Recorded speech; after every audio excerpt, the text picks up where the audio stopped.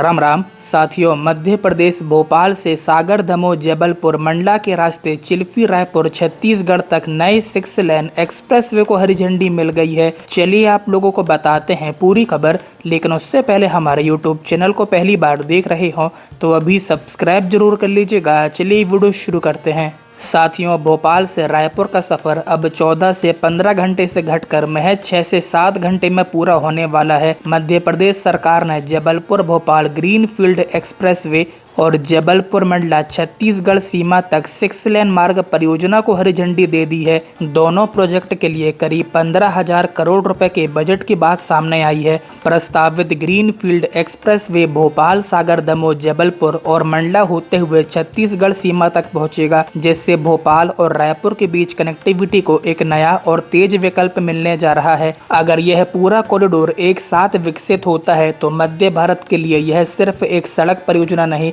बल्कि भोपाल से रायपुर तक आने जाने की पूरी तस्वीर बदलने वाला एक बड़ा इंटर स्टेट कॉरिडोर साबित हो सकता है। लेकिन इसके साथ ही यहाँ एक महत्वपूर्ण बात समझना बेहद जरूरी है। नए 6 लेन ग्रीनफील्ड एक्सप्रेसवे के हिसाब से 15,000 करोड़ रुपए का कुल बजट पहली नजर में काफी कम प्रतीत होता है। हालांकि पूरे मामले को अगर पहले से घोषित अलग अलग प्रोजेक्टों के साथ जोड़कर देखा जाए तो तस्वीर काफी अलग दिखाई देती है। दरअसल पूर्व में अगस्त 2025 में केंद्रीय सड़क परिवहन एवं राजमार्ग मंत्री नितिन गडकरी ने जबलपुर की धरती से घोषणा करते हुए बताया था कि जबलपुर मंडला चिल्फी करीब 150 किलोमीटर लंबे 4 लेन हाईवे को लगभग 10,000 करोड़ रुपए की लागत से बनाया जाएगा और इसका डीपीआर दिसंबर 2025 तक पूरा होना था। इसके साथ ही जबलपुर भोपाल करीब 255 किलोमीटर लंबे 4 लेन हाईवे को लगभग 15,000 करोड़ रुपए की लागत से विकसित किए जाने की बात सामने आई थी, जिसका डीपीआर भी दिसंबर 2025 तक पूरा किया जाना था। वहीं भोपाल सागर 4 लेन परियोजना के लिए भी करीब 3,579 करोड़ रुपए का बजट भी अलग से बताया गया है। यानी अगर भोपाल से सागर, सागर से दमोह, दमोह से जबलपुर, जबलपुर से मंडला, मंडला से चिल्फी और आगे रायपुर तक के पूरे नेटवर्क को एक साथ देखा जाए तो यह केवल 15,000 करोड़ रुपए की एक अकेली परियोजना नहीं रह जाती, बल्कि अलग अलग चरणों में और अलग अलग बजट वाली परियोजनाओं को जोड़कर देखा जाए तो एक बड़े और लंबे कॉरिडोर की तस्वीर सामने आती है। यही वजह है कि इस पूरे नेटवर्क को केवल एक घोषित बजट के आधार पर समझने के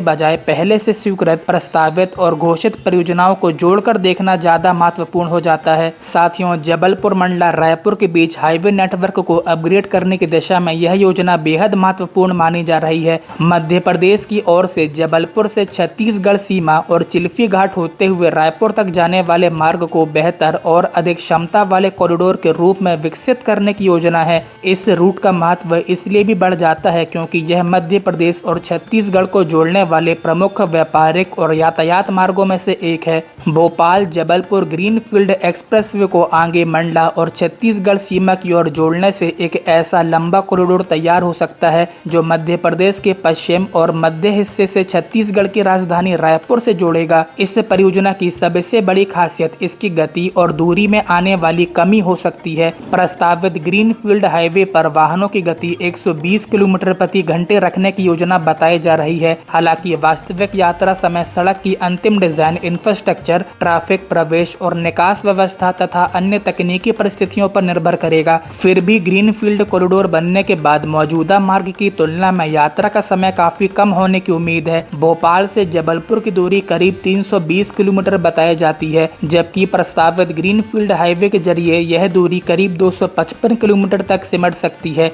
वर्तमान में यहां भोपाल से जबलपुर पहुंचने में लगभग 6 से 7 घंटे तक का समय लग जाता है। वहीं बेहतर और नियंत्रित एक्सेस वाले नए कॉरिडोर के बनने के बाद यात्रा का समय करीब 2.5 से 3 घंटे तक आने की संभावनाएं बताई जा रही हैं। इसके बाद इसी कनेक्टिविटी को जबलपुर से मंडला और आगे छत्तीसगढ़ सीमा के चिल्फी क्षेत्र तक बढ़ाने की योजना इस पूरे नेटवर्क को और महत्वपूर्ण बना देती है। जबलपुर से रायपुर के बीच वर्तमान समय में जहां कई घंटे लग जाते हैं, वहीं एक बेहतर 6 लेन कॉरिडोर तैयार होने के बाद यात्रा का समय काफी कम हो सकता है। अनुमानित रूप से जबलपुर से रायपुर का सफर 7 से 8 घंटे के बजाय करीब 3.5 से 4 घंटे तक आने की संभावनाएं बताई जा रही हैं। हालांकि अंतिम समय वास्तविक सड़क निर्माण, मार्ग और ट्रैफिक व्यवस्था पूरी होने के बाद ही स्पष्ट होगा। और जब भोपाल से जबलपुर तथा जबलपुर से मंडला चिल्फी होते हुए रायपुर तक के इन हिस्सों को एक ही कनेक्टिविटी नेटवर्क के रूप में देखा जाता है तो इसका सबसे बड़ा फायदा मध्य प्रदेश की राजधानी भोपाल और छत्तीसगढ़ की राजधानी रायपुर के बीच दिखाई देता है। अभी दोनों शहरों के बीच सड़क यात्रा में लगभग 14 से 15 घंटे तक का समय लगता है,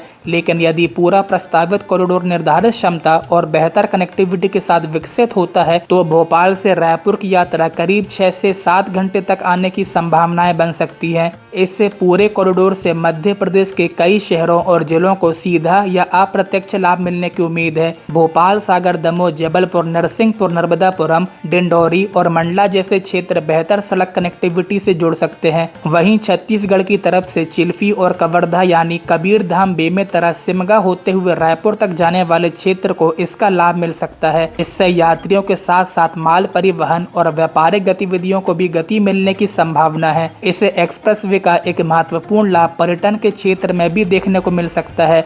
मध्य प्रदेश और छत्तीसगढ़ दोनों ही प्राकृतिक पर्यटन, वन्य जीव और धार्मिक पर्यटन के लिहाज से महत्वपूर्ण राज्य हैं। मध्य प्रदेश में कान्हा, बांधवगढ़ और पन्ना जैसे प्रमुख टाइगर रिजर्व हैं। यदि इन क्षेत्रों के बीच सड़क कनेक्टिविटी और बेहतर होती है तो देश विदेश से आने वाले पर्यटकों के लिए अलग अलग पर्यटन स्थलों तक पहुंचना आसान हो सकता है। भोपाल, जबलपुर और रायपुर जैसे बड़े शहरों से आने वाले पर्यटक कम समय में अलग अलग पर्यटन क्षेत्रों तक पहुँच सकेंगे। इस परियोजना का सबसे बड़ा असर केवल यात्रा के समय को कम करने तक सीमित नहीं रहेगा। बेहतर हाईवे का सीधा असर व्यापार, लॉजिस्टिक्स, उद्योग, कृषि उत्पादों की आवाजाही, मेडिकल सुविधाओं तक पहुंच और पर्यटन पर पड़ सकता है। भोपाल को जबलपुर से और जबलपुर को मंडला तथा छत्तीसगढ़ से जोड़ने वाला यह नेटवर्क तैयार होता है तो मध्य भारत के आर्थिक भूगोल में भी बदलाव देखने को मिल सकता है। व्यापार की दृष्टि से देखें तो भोपाल और रायपुर दोनों ही महत्वपूर्ण आर्थिक केंद्र हैं। इनके बीच तेज सड़क कनेक्टिविटी बनने से माल की आवाजाही कम समय में हो सकती है। भोपाल और रायपुर दोनों ही महत्वपूर्ण आर्थिक केंद्र हैं। इनके बीच तेज सड़क कनेक्टिविटी बनने से माल की आवाजाही कम समय में हो सकती है। जबलपुर और मंडला जैसे क्षेत्रों को भी बड़े बाजारों तक पहुंचने के लिए बेहतर विकल्प मिल सकते हैं। इसी तरह मेडिकल सुविधाओं के लिए बड़े शहरों की ओर आने जाने वाले लोगों को भी बेहतर सड़क मार्ग का लाभ मिल सकता है। इसीलिए इस पूरी योजना को केवल भोपाल, जबलपुर या जबलपुर मंडला की अलग अलग सड़क परियोजनाओं के रूप में देखना पर्याप्त नहीं होगा। असली तस्वीर तब सामने आती है जब भोपाल से सागर, सागर से दमोह, दमोह से जबलपुर, जबलपुर से मंडला, मंडला से चिल्फी और आगे रायपुर तक के पूरे नेटवर्क को एक साथ देखा जाए। अलग अलग परियोजनाओं, अलग अलग चरणों और अलग अलग बजट को जोड़कर देखें तो यह मध्य भारत के एक बड़े मल्टी स्टेट हाईवे कॉरिडोर का रूप ले सकता है।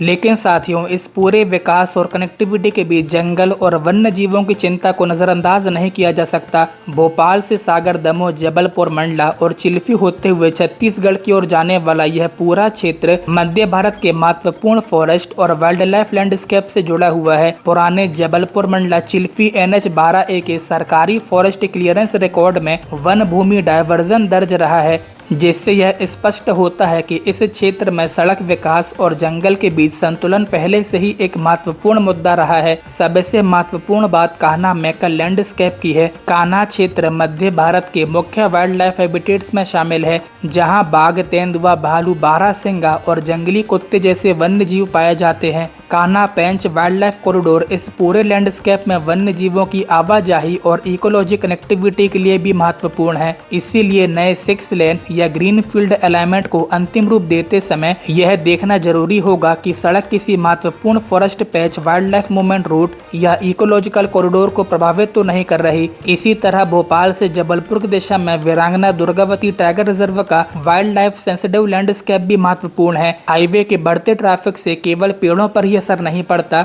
बल्कि नॉइस, हेडलाइट्स, तेज रफ्तार और सड़क के कारण जंगल के 2 हिस्सों में बंटने से वाइल्ड लाइफ मूवमेंट भी प्रभावित हो सकता है। इसी इसीलिए जहां जरूरत हो वहां वाइल्ड लाइफ अंडरपास और ओवरपास, सुरक्षित फेंसिंग, स्पीड कंट्रोल और नाइट मॉनिटरिंग जैसी व्यवस्थाओं को परियोजना की डीपीआर में पहले से शामिल करना जरूरी होगा। साथियों, यहाँ जंगल का मतलब सिर्फ पेड़ नहीं है। जंगल के अंदर जल स्रोत, घास भूमि, छोटे नाले, प्रे एनिमल्स और प्रेडेटर्स मिलकर पूरा इकोसिस्टम बनाते हैं। इसीलिए केवल यह देखना पर्याप्त नहीं होगा कि कितने पेड़ कटेंगे, यह भी देखना होगा कि हाईवे बनने से कौन सा हैबिटेट और उससे कौन सा वाइल्ड लाइफ मूवमेंट रूट प्रभावित होगा। भोपाल से रायपुर तक तेज मजबूत कनेक्टिविटी जरूरी है, लेकिन इसके साथ ही जंगल और वन्य जीवों की सुरक्षा भी उतनी ही जरूरी है। इस पूरे 6 लेन एक्सप्रेसवे की असली सफलता तभी मानी जाएगी जब एक तरफ यात्रा का समय कम हो और दूसरी तरफ कान्हा मंडला, मैकल तथा आसपास के फॉरेस्ट इकोसिस्टम की इकोलॉजिकल कनेक्टिविटी सुरक्षित रहे। साथियों, चलिए फिलहाल आज की वीडियो में बस इतना ही। मिलते हैं किसी नई वीडियो में किसी नए टॉपिक के साथ। वीडियो को लाइक और ज्यादा से ज्यादा शेयर जरूर से कीजिएगा, जिससे कि ज्यादा से ज्यादा लोगों तक ये इन्फॉर्मेशन पहुंच सके। और इसके साथ ही हमारे यूट्यूब चैनल को पहली बार देख रहे हो तो अभी सब्सक्राइब जरूर कर लीजिएगा। तब तक के लिए राम राम।